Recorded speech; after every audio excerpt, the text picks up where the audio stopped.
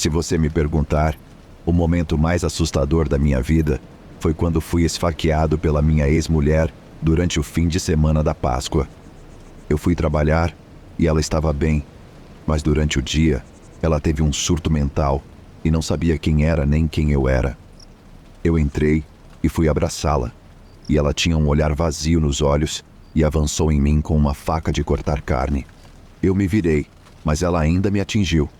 Ela estava indo para o coração e acabou roçando minhas costelas sob o meu braço esquerdo. Eu tive que lutar com ela para tirar a faca e impedi-la de me atacar, e acabei dominando-a com o rosto para cima no chão, com os braços cruzados para que eu pudesse simplesmente sentar em cima deles. Consegui pegar uma toalha do balcão e colocá-la embaixo do meu braço para evitar que sangrasse até a morte, e consegui discar para a emergência do meu celular no bolso. Garanti que o atendente dissesse aos policiais que eu estava ferido e estava sentado nela para impedi-la de me matar, e que a porta estava destrancada. Policiais da Califórnia entraram, armas em punho, e ameaçaram me balearam. Eu disse que me levantaria, mas ela precisava ser controlada ou iria atacá-los. Eles me derrubaram, e é claro, ela se levantou e começou a atacá-los enquanto me algemavam. Eles acabaram dando choques nela e a algemaram também enquanto eu estava sangrando. Eventualmente, eles pelo menos pegaram a toalha e cobriram o ferimento novamente até a chegada da ambulância e me algemaram na maca. Eventualmente, eles me desalgemaram e eu tive que levar pontos. E eu nunca mais vou chamar a polícia de novo. Eles ainda tentaram me prender depois, mas pelo menos o capitão tinha um cérebro e disse aos idiotas para me soltarem. Um médico me disse que alguns centímetros à esquerda no ferimento de faca poderiam ter me matado. E nunca deixa de adicionar uma aura mais assustadora a toda essa situação que eu escapei da morte na Páscoa. Me faz pensar se realmente há algo mais acontecendo no universo.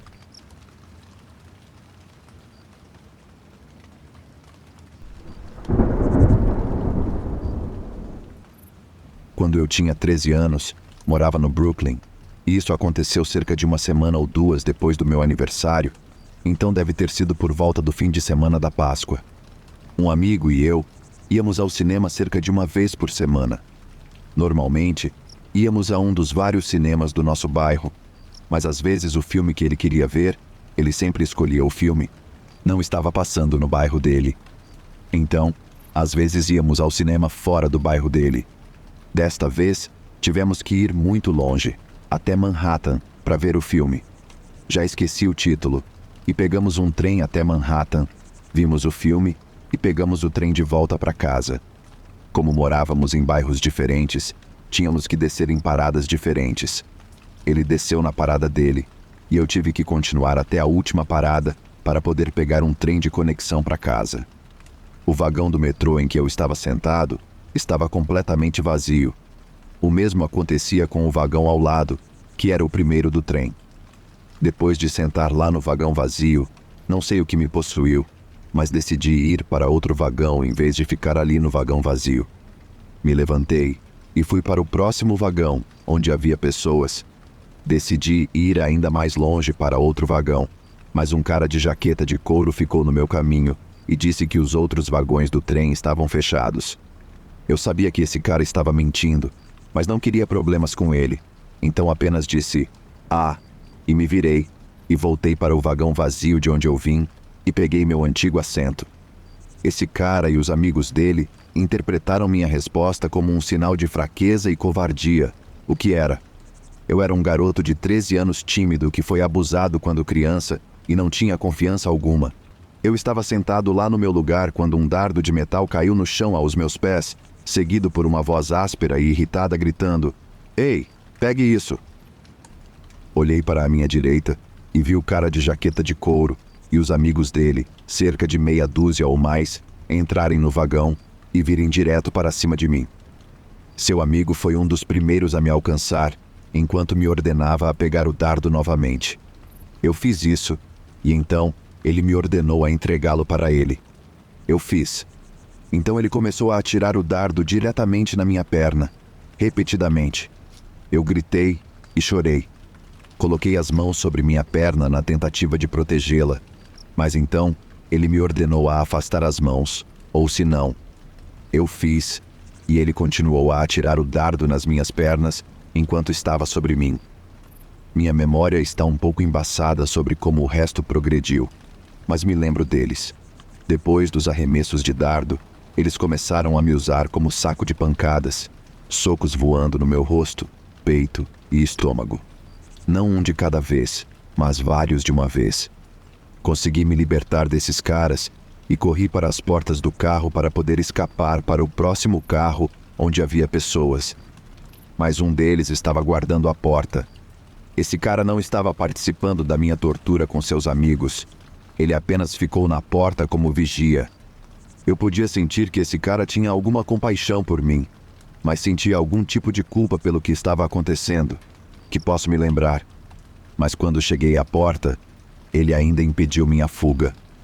Eu gritei, chorei, implorei para ele me deixar ir, mas ele não quis. Ele me jogou de volta para os amigos dele. Aquele cara me mantendo preso naquele vagão com seus amigos naquele momento foi o pior sentimento de todos. Em algum momento, me vi de joelhos no chão do vagão do metrô. Coloquei a mão no bolso e tirei todo o dinheiro que tinha comigo na época. Todo o dinheiro que tinha no mundo. Uma única moeda de 10 centavos. Eu estendi a mão para eles na palma da minha mão acima da minha cabeça e gritei que era tudo o que eu tinha. Por favor, peguem e me deixem em paz. Senti uma mão com luva de couro pressionada na minha palma e pegar a moeda. Mas eles ainda não tinham terminado comigo. Um deles teve a brilhante ideia de que queria ver minha cabeça se chocar contra uma das janelas do vagão do metrô. Então eles me agarraram e começaram a bater minha cabeça no vidro de uma das janelas.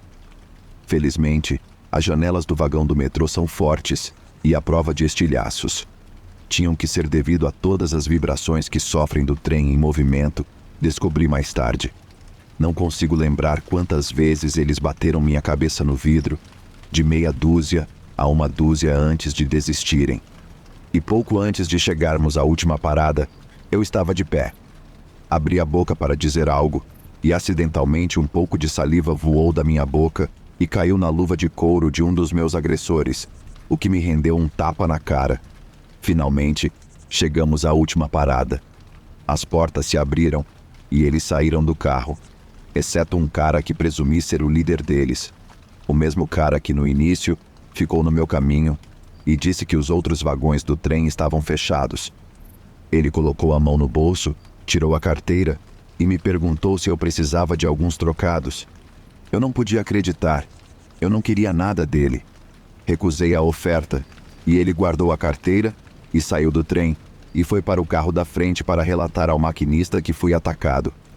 Eu bati na porta, mas não havia ninguém lá. Saí do trem na plataforma. Troquei de plataformas. Vi um casal de policiais de costas para mim. Eles estavam saindo da plataforma descendo as escadas. Gritei para eles, mas não me ouviram. Eu estava muito fraco dos espancamentos para correr atrás deles. Eles desapareceram da minha vista. Tanto faz. Nunca memorizei os rostos dos meus agressores, pois tentei não fazer contato visual com eles durante todo o incidente. Esqueci como eles eram em questão de segundos depois de deixarem o trem.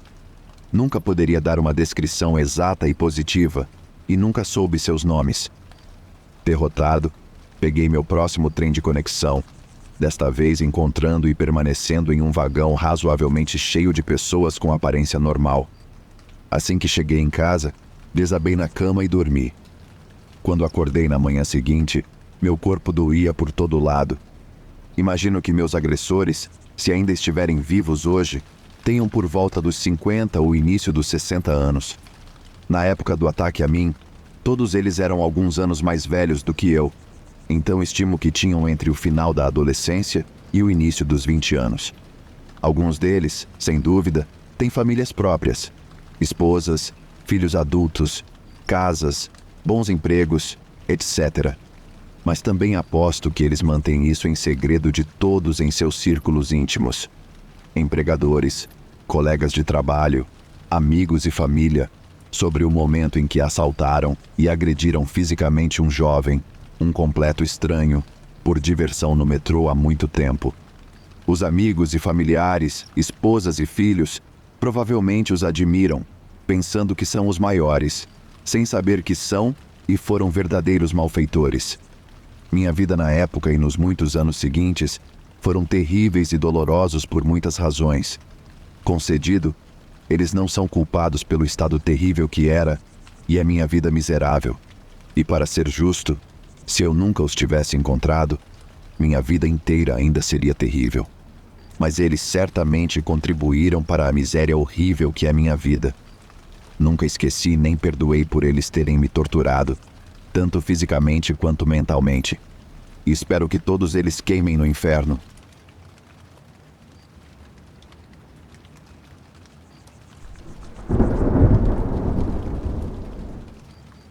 Isso pode não parecer tão assustador para alguns, mas para mim e minha esposa, é uma das coisas mais inquietantes que já nos aconteceram. Então, aconteceu que sou casado com uma piloto comercial e frequentemente a busco no aeroporto após voos especialmente longos. Isso aconteceu quando ainda estávamos namorando, por volta das 9 da noite no domingo de Páscoa, de todos os dias. Estávamos indo para a casa do aeroporto quando a estrada nos levou a um ponto de parada onde alguns contêineres de lixo estavam de um lado da estrada. Enquanto passávamos, um carro preto que estava estacionado saiu da brita e ficou bem atrás de mim, seguindo o limite de velocidade. Quero dizer, ele estava tão perto no retrovisor que eu só podia ver a tenda no para-brisa dele, nem mesmo o capô do carro. Não era um carro da polícia. Era um Chevy dos primeiros anos de 2000 e estava nos seguindo. Fiz algumas curvas aleatórias usando minha seta, pensando que ele estava apenas indo na mesma direção que eu e queria que eu me apressasse na estrada de uma única faixa com uma linha amarela dupla. Mas depois de 3 curvas aleatórias que continuavam na mesma área, percebi que isso não era aleatório. Eu disse à minha esposa para segurar em alguma coisa e virei agressivamente em uma estrada lateral, com minha seta indicando outra direção. Acelerei a 90 por uma estrada com um limite de velocidade muito mais baixo que isso. Dei algumas voltas extras e acabei estacionando no estacionamento do aeroporto. Desliguei as luzes e esperamos. O mesmo carro veio correndo pela estrada, simplesmente acelerando.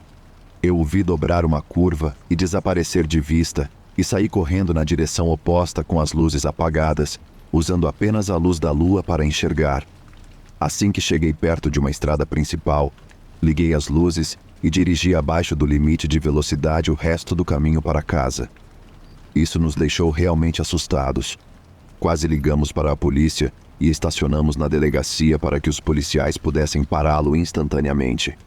Eu não tinha ideia do que eles estavam fazendo, mas não brinco com esse tipo de coisa.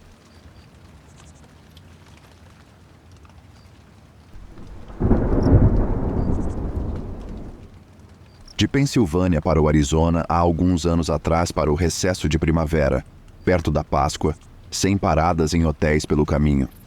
Apenas eu e 2 amigos nos revezando ao volante por uma viagem de 35 horas.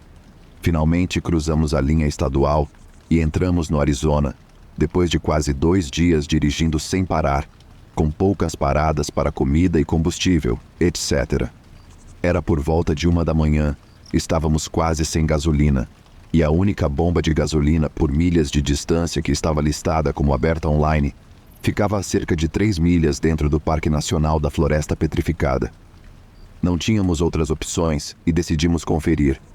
Minha amiga está dirigindo, outra amiga está no banco do passageiro, estou no banco de trás. Ambas são mulheres, sou o único homem no carro. Assim que entramos no parque, nos perguntamos como pode haver uma bomba de gasolina aberta aqui dentro. Está tudo escuro, nenhum carro à vista, o parque está claramente vazio. A única fonte de luz em nossa viagem de 3 milhas até o destino era o farol do nosso carro. Milagrosamente, chegamos a uma bomba de gasolina escondida dentro deste parque. Não há atendente, a loja está trancada, mas a bomba está acesa. Minha amiga para o carro é um espaço apertado, é uma pequena bomba de gasolina, e minhas amigas brincam que eu deveria ser o responsável por abastecer o carro, já que sou o único homem no carro. Na verdade, é porque nenhum de nós queria sair. Todos estamos sentindo um clima estranho pelo ambiente que acabamos de entrar. Saio do carro, a bomba aceita meu cartão e começo a abastecer o tanque. Assim que começo a abastecer, vemos luzes se aproximando ao longe. Deixe-me reiterar que não havia luzes além dos faróis do nosso carro e do brilho fraco da bomba de gasolina na estação. Podíamos ver a escuridão da noite se estendendo por milhas neste parque. Não havia ninguém na estrada estreita conosco durante todo o tempo que estávamos dirigindo. De onde vinham essas luzes, se não as tínhamos visto até o segundo em que saí do carro? Digo para minhas amigas pela janela. Deve ser um guarda florestal. Percebo enquanto estou dizendo isso que estou verbalizando para me acalmar, em vez de porque acredito que seja verdade. As luzes se aproximam, são ofuscantes. Os faróis altos estão brilhando diretamente em mim, enquanto eles chegam à estação. Eventualmente, eles se aproximam o suficiente para eu conseguir distinguir o veículo. É um trailer aleatório, não um guarda florestal. Vejo um homem no banco da frente, magro, óculos, bigode, boné de beisebol. É um homem branco, e é assim que eu o lembro, e não há mais ninguém no veículo com ele. Assumo que ele vai estar na mesma situação que nós, tanque quase vazio, nenhum lugar para parar para gasolina, sem escolha a não ser abastecer no parque. Mas ele passa pela bomba vazia e posiciona seu trailer na nossa direção sem motivo aparente. Neste ponto, consigo ver seus olhos. Estamos perto o suficiente para eu olhar diretamente para o motorista enquanto abasteço o tanque. Ele sorri para mim enquanto continua a se aproximar lentamente do nosso veículo, movendo-se em velocidades tão lentas que era como se ele estivesse tentando nos provocar. Ele está se aproximando cada vez mais, mas por que ele não para? Ele está prestes a nos atingir enquanto estamos imobilizados e ele está dirigindo a menos de 5 km por hora. Então minha amiga no banco do passageiro reúne coragem para estender a mão e apertar a buzina para dizer para ele parar. O som daquela buzina cortando a tensão do silêncio absoluto da noite vai ficar comigo para sempre. Neste ponto, eu estava olhando não apenas para o trailer, mas também pela janela para minhas amigas. Sem palavras, estamos todos comunicando nosso extremo horror e confusão com a situação que se desenrola diante de nós. O trailer para a apenas metros de distância do nosso carro, e o homem acena para mim novamente, quase que pedindo desculpas, com um sorriso. Não estamos completamente abastecidos, mas sei que não estou confortável em ficar naquela bomba por mais tempo. Então penduro a mangueira e volto para o carro. Nem preciso dizer, vamos sair daqui. Assim que fecho a porta, minha amiga já está começando a mover o carro. Neste ponto, o homem posicionou-se de forma que é impossível para nós dirigirmos diretamente para fora da estação, porque ele está bloqueando nosso caminho à frente. Nossa única escolha é dar marcha a ré na floresta, ou seja, na floresta não pavimentada e intransitável, e nos angulamos a partir daí. Eventualmente, conseguimos enquanto o homem do trailer fica ali nos olhando, ainda sem sair do veículo ou abastecê-lo. Saímos. Começamos a dirigir o mais rápido que podemos naquele caminho estreito para fora do parque e continuamos olhando para trás para ver se estamos sendo seguidos. Não estávamos. Parecia que o trailer desligou os faróis quando saímos. Não discutimos o que havia acontecido até sabermos que estávamos 100% seguros e de volta à estrada. Quando finalmente conseguimos abordar a situação, percebemos que o trailer deve ter acampado na escuridão da floresta com as luzes apagadas, esperando que alguém se aproximasse da bomba. Teríamos visto os faróis. Caso contrário, teria sido muito escuro para não notarmos. Não temos ideia do que teria acontecido se não tivéssemos apertado aquela buzina, se tivéssemos permitido que ele se aproximasse lentamente e nos atingisse com o carro. Ele teria pedido desculpas. Vamos todos sair do carro e verificar os danos, e então tentar algo conosco? Ele teria nos atraído para fora do carro? Ele estava sozinho no trailer? Nunca saberemos, e tenho certeza de que ficamos felizes por não termos ficado por perto para descobrir.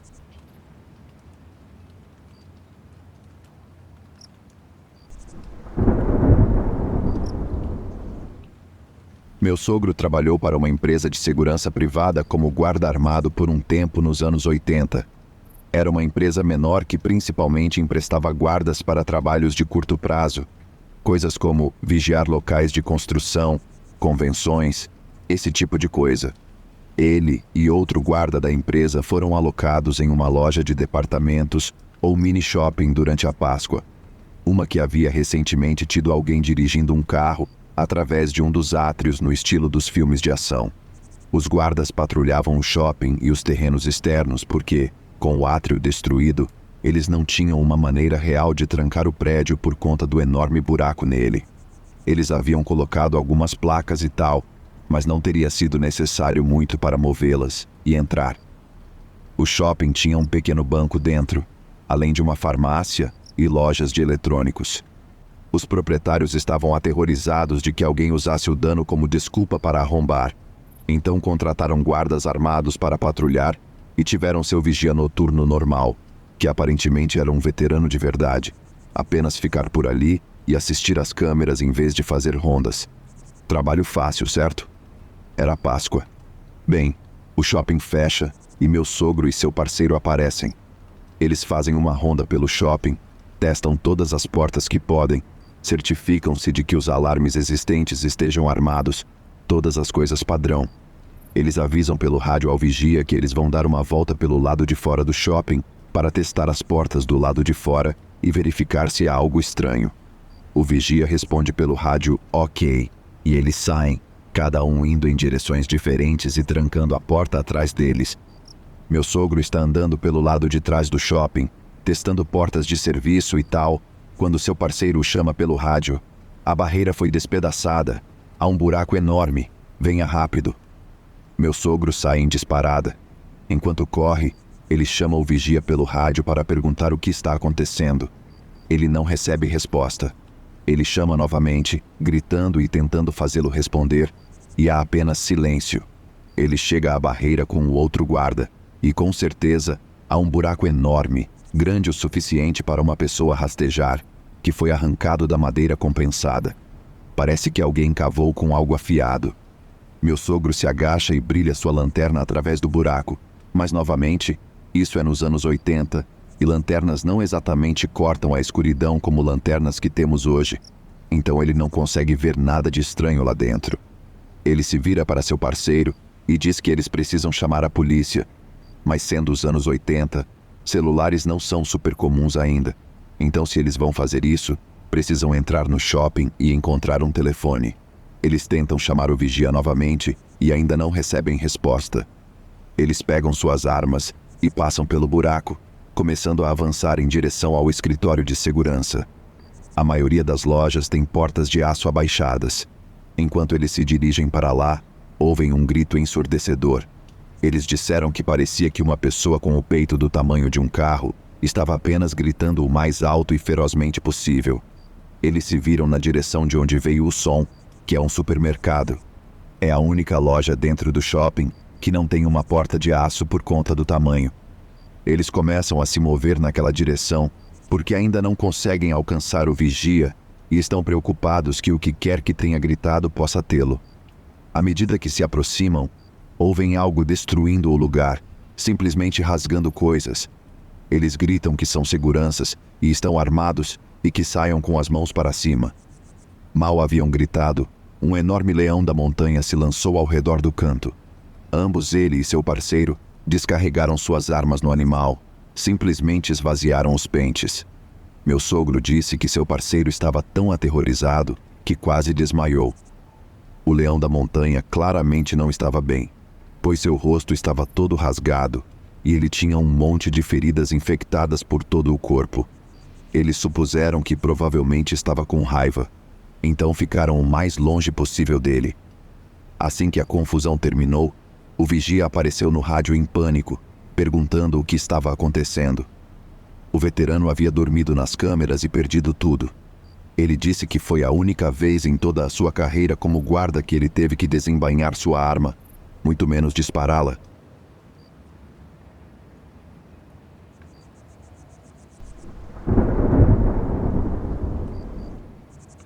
Estava acampando com um casal de amigos durante uma viagem de carro de primavera pelo país. Não trouxemos uma barraca, Apenas jogamos uma lona sobre a carroceria da caminhonete e dormimos lá atrás. Tenho muita dificuldade para pegar no sono, especialmente quando não estou na minha própria cama. Então fiquei acordado por muito tempo depois que meus amigos tinham dormido.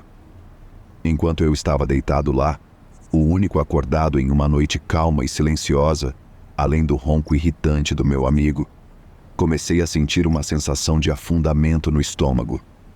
Pensei que talvez estivesse com fome. Fui até a caminhonete e peguei alguns lanches. Depois tentei novamente dormir. Acabei cochilando por um tempo, mas quando acordei subitamente, aquela sensação ainda estava lá. Mas pior, não era fome. Era aquela sensação de que algo estava muito errado. Mas nada estava errado. Tentei ignorar a sensação e dormir novamente. Provavelmente consegui dormir 1 hora ou mais, e então acordei subitamente novamente. Todos os tipos de alarmes estavam tocando agora. Lembro-me de me sentir tremendo e enjoado neste ponto. Eu não fazia ideia do porquê, mas meu corpo estava em modo de luta ou fuga completo. Eu não me importava se eles pensassem que eu estava louco naquele ponto. Acordei meus amigos e disse a eles que precisávamos sair agora. Consegui convencê-los e saímos às pressas. Disse a eles que explicaria pela manhã. Encontramos outro acampamento na estrada para passar a noite. A parte mais estranha aconteceu depois que todos nós dormimos no novo acampamento. Estava dormindo tranquilamente, apenas para ser acordado por meus amigos me sacudindo e dizendo que precisávamos sair novamente. No momento em que abri os olhos, fui completamente dominado pela pior sensação de pavor imaginável. Meus amigos também pareciam totalmente assustados e estavam praticamente tentando me pegar e me jogar na cabine da caminhonete. Não havia literalmente nada ao nosso redor que deveria nos fazer sentir dessa maneira, pelo que pudemos perceber. Mas, meu Deus, parecia que a própria morte estava nos encarando. Saímos de lá o mais rápido possível e dirigimos várias horas até chegarmos a uma cidade grande. Apenas pegamos um hotel e isso foi o fim. Nunca descobrimos o que estava acontecendo. Meus amigos acharam que estávamos sendo seguidos em um ponto durante a viagem. Eu realmente não sei, sinceramente. Provavelmente nunca saberei, mas foi de longe a noite mais estranha que já tive.